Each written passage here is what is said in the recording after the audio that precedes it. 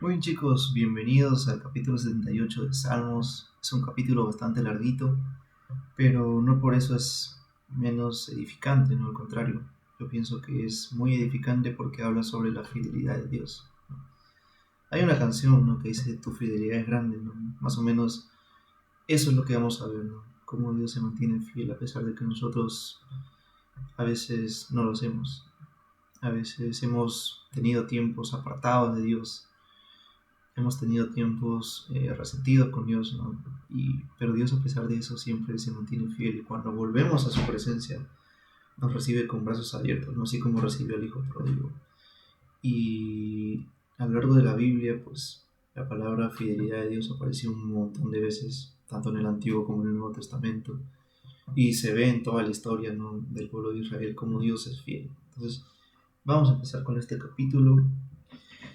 Eh, pero antes vamos a orar, ¿no? Dile: amado Dios, yo te pido que me hables a través de este capítulo, que me hagas conocer tu fidelidad de una manera que no lo había conocido antes. Gracias, Señor, por este tiempo, en el nombre de Jesús. Amén. Muy bien, chicos, abran sus Biblias en el capítulo 78 y vamos a empezar. Dice: escucha, pueblo mío, mi ley, ¿no? Inclina vuestro oído a las palabras de mi boca, ¿no? Muy interesante que la fidelidad de Dios se relaciona con la ley de Dios, ¿no? Entonces dice: abriré mi boca en proverbios, eh, hablaré cosas escondidas desde tiempos antiguos, las cuales hemos oído y entendido que vuestros padres nos las han contado, ¿no? No las encubriremos a tus hijos, contando a la generación venidera las alabanzas de Jehová y su potencia y las maravillas que hizo. Es decir, la fidelidad de Dios se transmite, no se guarda, ¿no? Cómo Dios ha sido fiel siempre se cuenta, ¿no? Siempre se trata de instruir primero a mi familia, después a los demás. ¿Por qué? Porque esto edifica, ¿no? Dice: estableció testimonio en Jacob y puso ley en Israel, ¿no? Es decir, todo lo que Dios hizo en el pueblo de Israel se transmitía. ¿Para qué? Para que vean la fidelidad de Dios, en la cual mandó a nuestros padres que notificasen a sus hijos, para que lo sepa la generación venidera y los hijos que nacerían, ¿no? Y los que se levantarán la cuenten a sus hijos, a fin de que pongan en Dios su confianza. Es decir, la fidelidad de Dios me lleva a confiar en Dios, ¿no? Me lleva a tener fe, ¿no? Y esto es lo central de todo este capítulo. La fidelidad de Dios me lleva a confiar en Dios. La fidelidad de Dios se transmite, no se guarda, ¿no? Y dice: no se olviden de las obras de Dios, que guarden sus mandamientos, y no sean como sus padres, generación contumaz y rebelde, generación que no dispuso su corazón, ni le fue fiel a Dios en su espíritu, ¿no? Los hijos de Efraín, arqueros armados, volvieron las espadas en el día de la batalla. No guardaron el pacto de Dios, no quisieron andar en su ley, sino que se olvidaron de sus obras y de sus maravillas que les habían mostrado. Delante de sus padres hizo maravillas, ¿no? Es decir, Dios les mostró su fidelidad, ¿no? En la tierra de Egipto, en el campo de Sodán, dividió el mar en dos, los hizo pasar, detuvo las aguas como en un montón, les guió de día con una nube, y en la noche con un resplandor de fuego. Hendidió las peñas en el desierto, les dio de beber como de grandes abismos, ¿no? Aquí está contando lo que Dios ha hecho en el desierto en esos 40 años cuando Israel salió de Egipto, ¿no? Hendió las peñas en el desierto, ¿no? Pues sacó la peña corriente, ¿no? E hizo descender agua como ríos, ¿no? Esto está en Éxodo, en Números.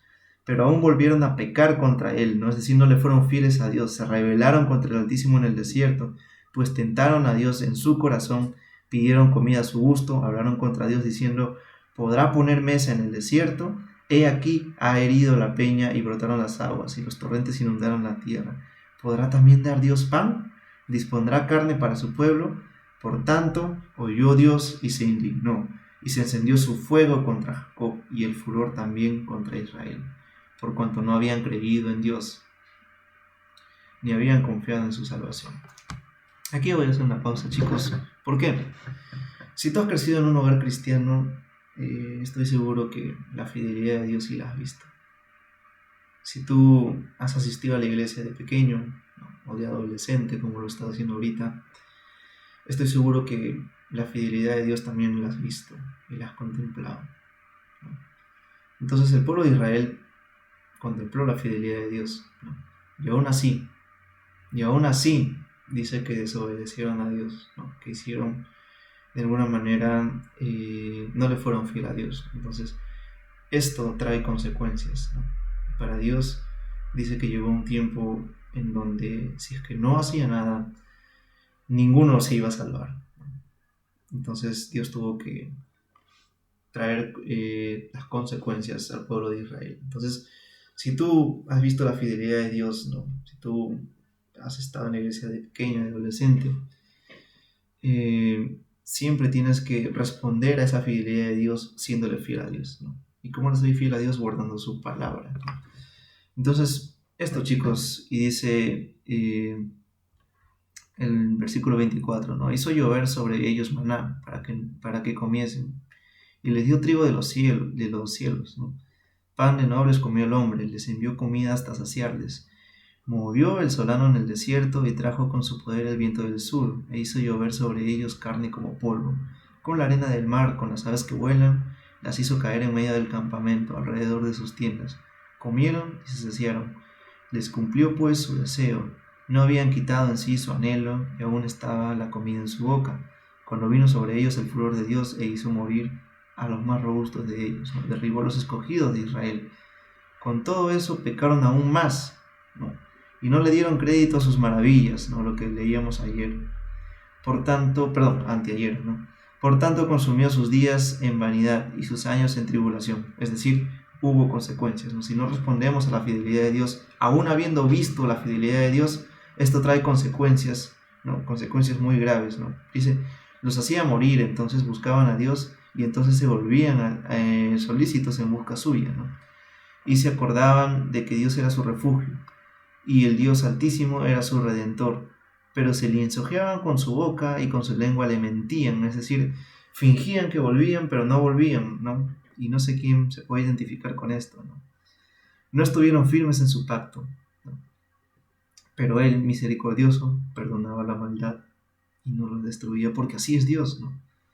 Apartó muchas veces su ira y no despertó todo su enojo. Se acordó de que eran de carne. Soplo que va y no vuelve, ¿no? ¿Cuántas veces se rebelaron contra él en el desierto? Lo enojaron en el yermo y volvían y temblaban a Dios y se provocaban al Santo de Israel. No se acordaron de su mano del día que los redimió de la angustia, cuando puso en Egipto sus señales y sus maravillas en el campo de Zoán. Y volvió sus ríos en sangre y sus corrientes para que no bebiesen.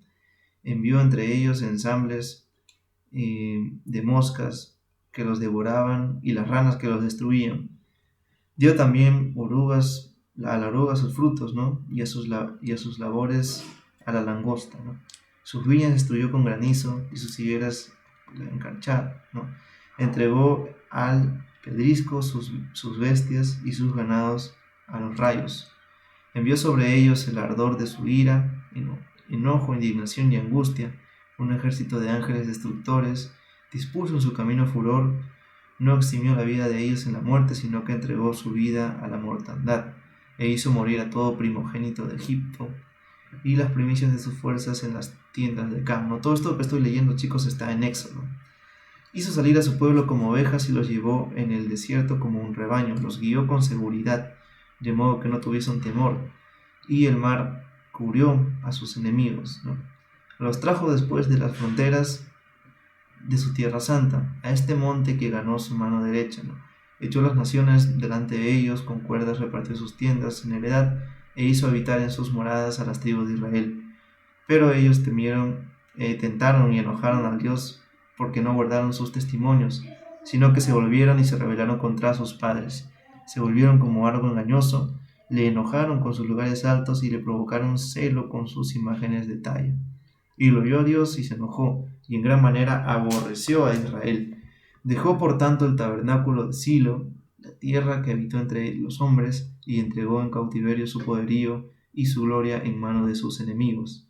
Entregó también su pueblo a la espada, e irritó contra su heredad, ¿no? El fuego devoró a sus jóvenes, y sus vírgenes no fueron loadas en cantos nupciales.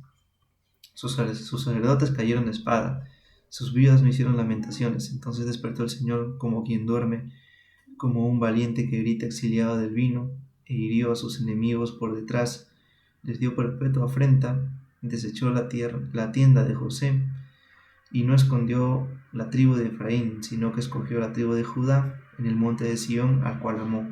Edificó en su santuario de manera de eminencia, como tierra que cimentó para siempre, ¿no? Eligió David su siervo y lo tomó en las manjadas de las ovejas.